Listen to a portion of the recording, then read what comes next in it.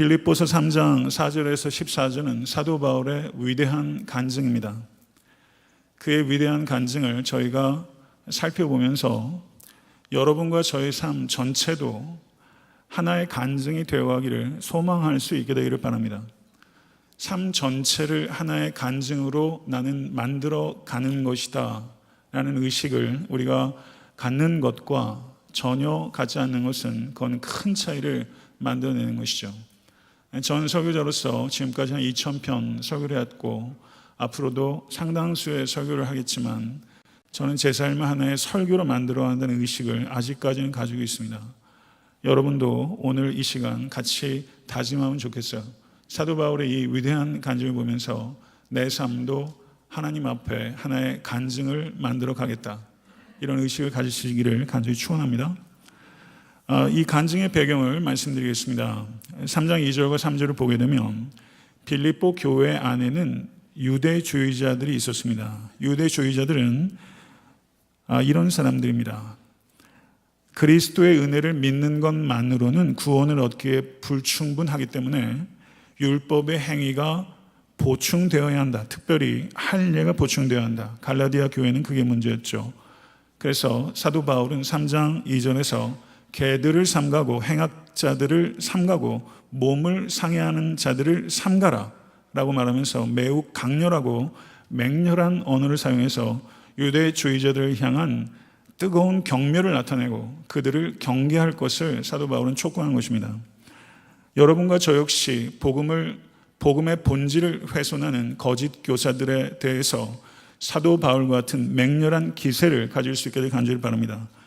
4절에서 6절을 보게 되면 회심하기 이전에 사도 바울이 예전에 육체를 자랑했던 과거를 부끄럽게 고백하고 있는 부분입니다. 4절에서 6절을 제가 다시 한번 읽겠습니다. 그러나 나도 육체를 신뢰할 만하며 만일 누구든지 다른 이가 육체를 신뢰할 것이 있는 줄로 생각하면 나는 더욱 그러하리니 내가 8일 만에 할례를 받고 이스라엘 족속이요 베냐민 지파요 히브리인 중에 히브리인이요 율법으로는 바리새인이요 열심으로는 교회를 박해하고 율법의 의로는 흠이 없는 자라. 이렇게 자랑했던 어리석은 과거가 있는 사람입니다 라고 사도 바울이 고백하는 거예요. 시편 97편 7절을 보게 되면 허무한 것으로 자랑하는 자는 다 수치를 당할 것이라 라고 말씀합니다. 성도 여러분, 여러분들은 지금 무엇을 자랑하고 계십니까?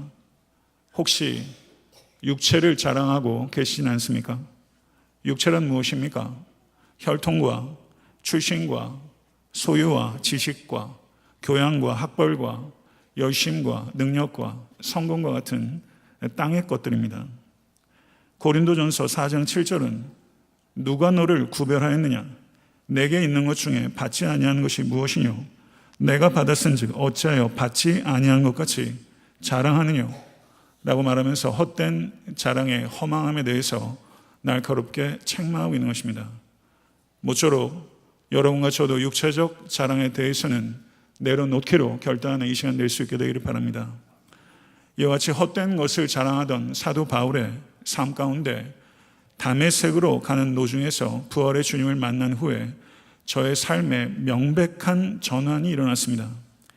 부활의 주님을 만나서 사도 바울이 회심한 후에 그에게 일어났던 가치의 변화를 사도 바울은 7절부터 11절에 너무나 감동적으로 표현하고 있습니다. 7절부터 11절의 말씀 한번 우리 다 같이 마음을 담아서 봉독하도록 하겠습니다. 그러나 무엇이든지 내게 유익하던 것을 내가 그리스도를 위하여 다 해로 여길 뿐더러 또한 모든 것을 해로 여김은 내 주 그리스도 예수를 아는 지식이 가장 고상하기 때문이라. 내가 그를 위하여 모든 것을 잃어버리고 배설물로 여기면 그리스도를 얻고 그 안에서 발견되려 함이니 내가 가진 의는 율법에서 난 것이 아니요 오직 그리스도를 믿음으로 말미암은 것이니 곧 믿음으로 하나님께로부터 난 의라. 내가 그리스도와 그 부활의 권능과 그 고난의 참여함을 알고자 하여 그의 죽으심을 본받아 어떻게 해서든지 죽은 자 가운데서 부활에 이르려 하노니. 아멘. 바울은 이전에 자신에게 유익이 되었다고 생각했던 것들 4절부터 6절까지의 내용이에요. 그것이 유익인 줄 알았는데 부활의 주님을 만나고 보니 그것이 해였다는 것을 깨달았다는 거예요. 자랑스럽게 여겼던 조상의 유전과 자신이 치열하게 노력해서 얻었던 업적들이 자신의 삶에 있어서 자산이라고 생각했는데 그것이 부채였다라는 것을 깨닫는 거예요. 사도 바울은 진지하고 진실한 사람이었습니다. 그렇지만 자신이 진지하고 진실하게 추구했던 것이 오히려 하나님께서 원하시는 것을 사실은 왜곡했고 방해했고 하나님을 대적했다는 것을 깨닫고 그 잘못된 열심에 대해서 사도 바울은 회개하고 있는 것입니다. 바울은 그리스도를 위해서 모든 것을 버렸다라고 말했습니다. 그리고 그것은 단순한 립 서비스가 아니라 실제 그랬습니다. 예수를 영접함으로 말미암아 사도 바울은 가문에서 축출됐고 바리새파에서 파문당했고 유대인들로부터 박해당했고 그리고 순교했습니다. 성도 여러분, 그리스도를 아는 지식과 그리스도를 위하는 것, 이것과 바꿀 수 있는 가치는 사도 바울에게 없었던 것입니다. 그리스도를 아는 지식과 그리스도를 위하는 것. 성도 여러분, 이 두 가지가 여러분의 삶 가운데 저에게 어떤 의미입니까? 사도 바울은 모든 것을 해로 여긴다. 그리고 심지어 배설물로 여긴다.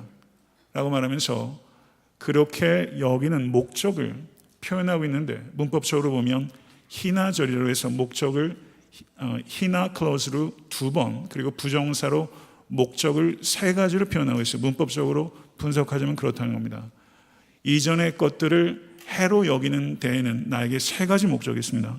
첫째, 8절을 보시면 그리스도를 얻기 위함입니다.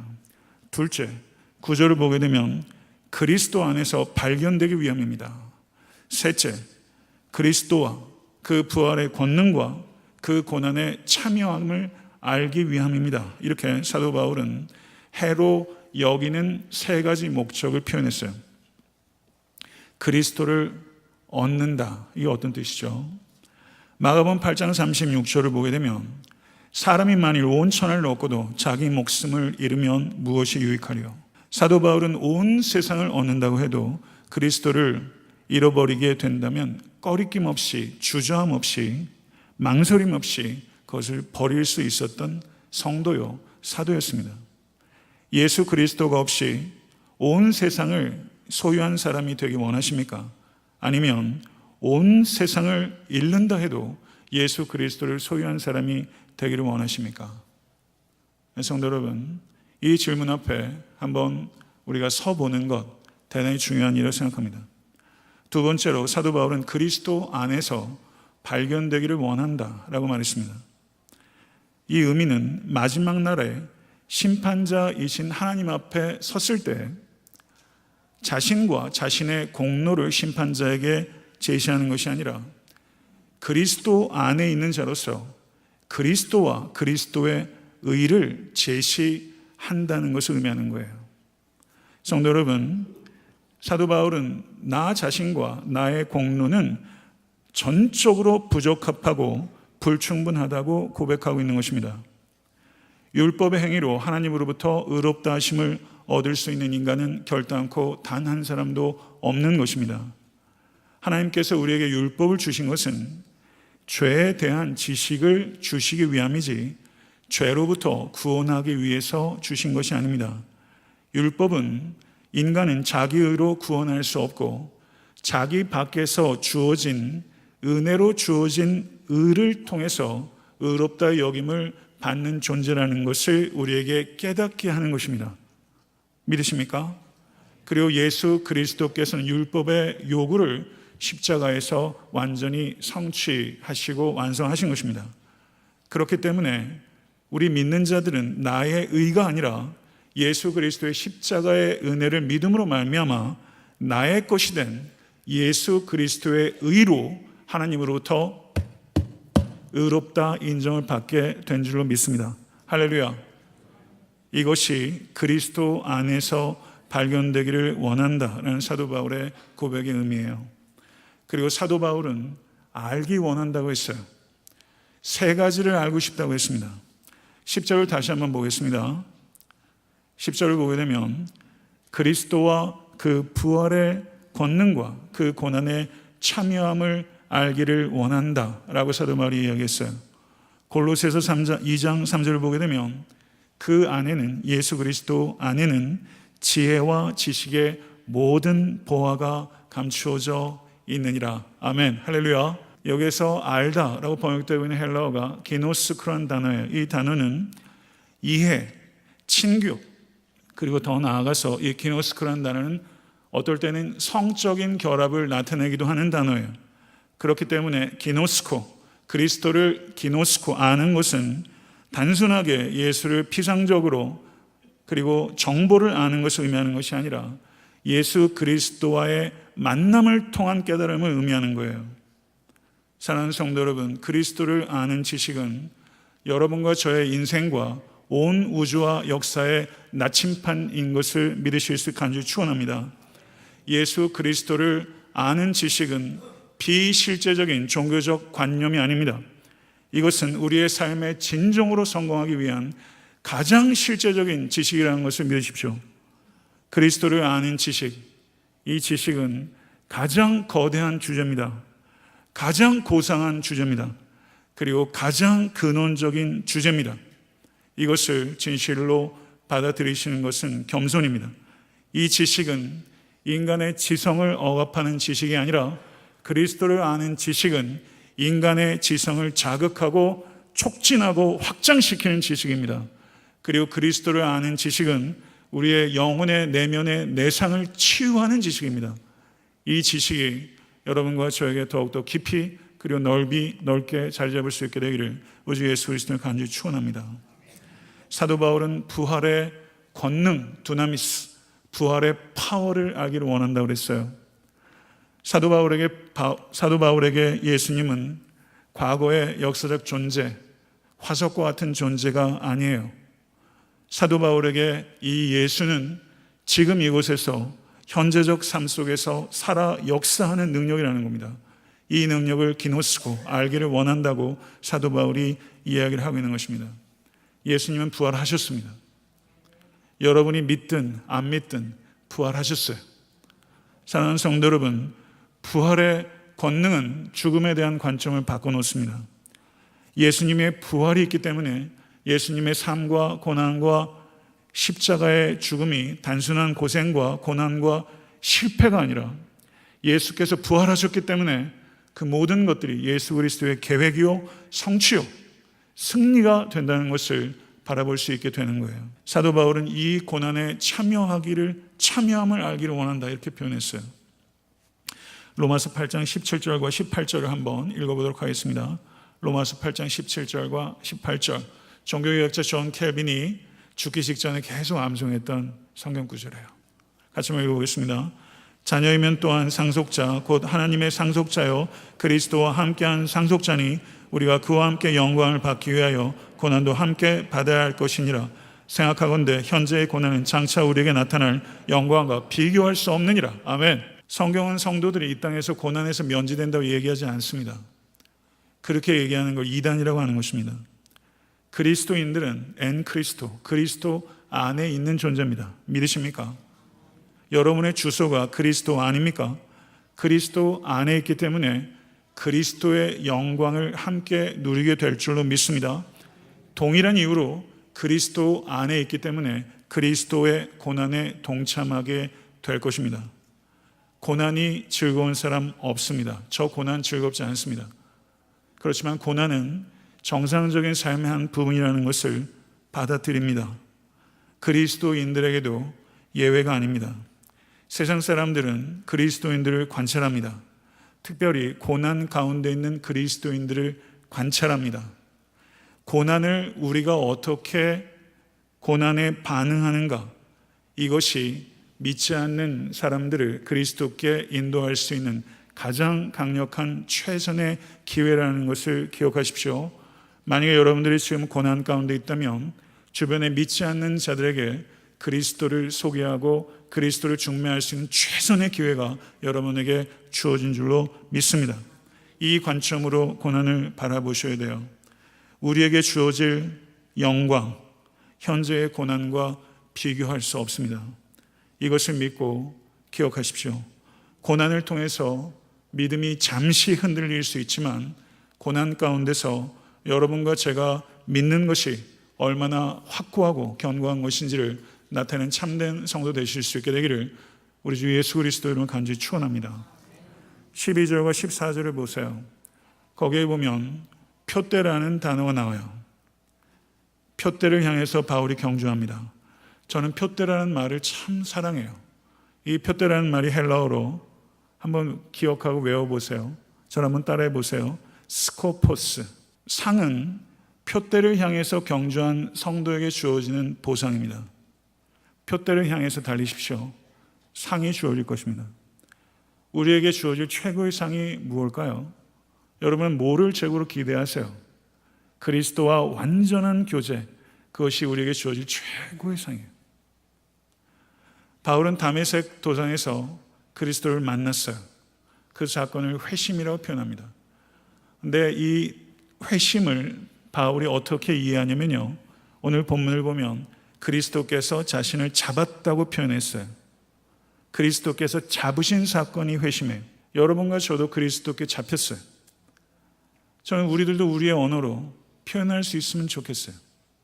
정말 회심했다면 여러분의 언어로, 저도 제 언어로 우리의 회심 사건을, 어떤 사람은 회심이 언제 일어났는지 정확히 알 수도 있고 어떤 사람은 서서히 진행돼서 회심의 결과는 있지만 정확하게 핀포인트 못한 사람도 있어요. 그렇지만 나의 회심의 스토리를 우리가 이야기할 수 있도록 이것을 기억하는 건 저는 굉장히 중요하다고 생각합니다. 사랑하는 성도 여러분, 그리스도께 잡힌 첫 번째 선물은 죄사함입니다. 그렇지만 그리스도께서 우리를 잡으신 목적은 그것보다 훨씬 커요. 예수 그리스도께서 우리를 잡으신 것은 단순한 죄사함에만 머무는 게 아니에요. 죄사함은 너무나 감격적인 사건이지만 그리스도께서 우리를 잡으신 것은 우리를 죄사할 뿐만 아니라 우리가 경주를 시작할 수 있도록 하기 위한 거예요. 예수께 잡히셨습니까? 예수께 진실로 잡힌 성도는 예수를 잡으려고 하는 경주가 시작되는 것입니다. 사도 바울이 지금 그것을 표현하는 거예요. 그리스도를 잡으려는 경주가 시작되는 거예요. 그리스도에게 잡힌 자는 그리스도를 잡으려고 달리는 것입니다. 이 그리스도를 잡으려는 경주를 사도 바울은 두 가지로 표현해요. 그리스도를 아는 지식과 그리스도를 닮은 삶입니다. 이것을 사도 바울이 잡으려고 하는 거예요. 12절을 보세요. 달려가노라. 14절을 보세요. 달려가노라. 사도 바울은 지금 어디 있습니까? 감옥에 있습니다. 로마의 감옥에 있어요. 다메섹 도상에서 예수께 잡힌 지 30년이에요. 30년 동안 달렸어요. 그의 사역의 막바지예요. 그런데 사도 바울은 여전히 중단 없이 달려가노라라고 얘기하는 거예요. 여기서 달려가노라고 번역되어 있는 헬라어가 디오코라는 단어입니다.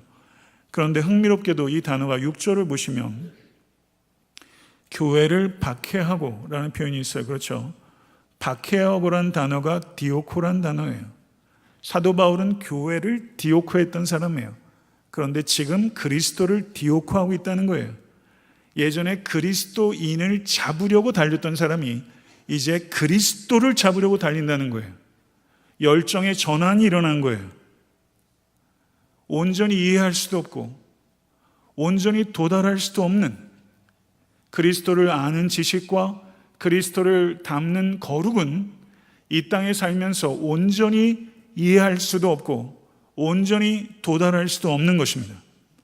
그렇지만 온전한 지식과 온전한 거룩이 이 땅에서 이룰 수 없는 것이지만 사도 바울은 그 사실이 슬픔이 아니라 사도 바울에겐 오히려 기쁨이었고, 그리고 온전한 지식과 온전한 거룩을 이 땅에서 도달할 수 없다는 것이 사도 바울에게 달리고자 하는 열정을 위축시키는 것이 아니라 더 달리고자 하는 열정을 촉발하는 것이고, 그리고 더욱 힘차게 온전한 지식과 온전한 거룩을 향해서 사도 바울은 디오코, 달리고 또 달리고 또 달리는 거예요. 여러분 이렇게 달리신 적 있으세요?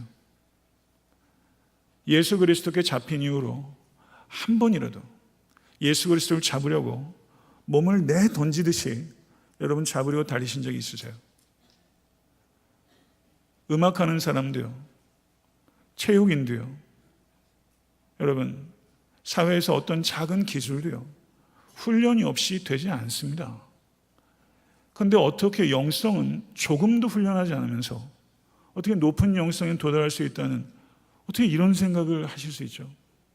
이건 상식에도 부합하지 않아요. 교회에 이렇게 음악하는 음악인들도 적어도 몇 년, 10년, 20년 해도 얼마나 세상에 잘 훈련된 사람이 많은지 몰라요. 영성은 훈련의 결과예요. 여러분 달리고자 훈련하시고 이런 경주를 하십시오. 이런 경주가 있을 때, 경건하고 경이로운 경주가 있을 때 그 삶은 고결하고 복된 삶이 되는 것입니다. 표대가 분명해야 합니다. 우리의 삶 속에 이해할 수 없는 많은 일들이 있어요. 표대가 분명하면 이해할 수 없는 일 중에 상당 부분은 쉽게 이해가 될 겁니다.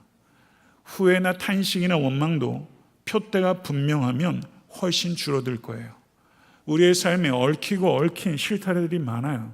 표대가 분명하면 그 실타래가 쉽게 풀립니다. 좋은 대학에 진학하는 것, 좋은 직장 얻는 것, 좋은 샐러리 얻는 것, 좋은 결혼하는 것, 좋은 사업에 크게 성공하는 것, 그게 여러분의 표대입니까? 그게 중요하지 않다는 얘기가 아니에요. 그게 표대냐고 묻는 거예요. 그 표대에 도달한 다음에는 어디를 향해서 달리겠습니까? 13절 한번 보십시오. 사도 바울은 오직 한 일을 잡으려고 달린다고 그랬어요. 우리에게는 여러 개의 표대가 있는 게 아닙니다. 여러분과 저에게는 하나의 표대가 있어요. 사도 바울은 이 하나의 표대를 고린도전서 10장 31절에 이렇게 표현했습니다. 고린도전서 10장 31절 다시 읽겠습니다. 그런즉 너희가 먹든지 마시든지 무엇을 하든지 다 하나님의 영광을 위해서 하라. 아멘. 하나의 표대는 하나님의 영광입니다. 믿으십니까? 나머지는 아무리 중요해도 다 수단이에요.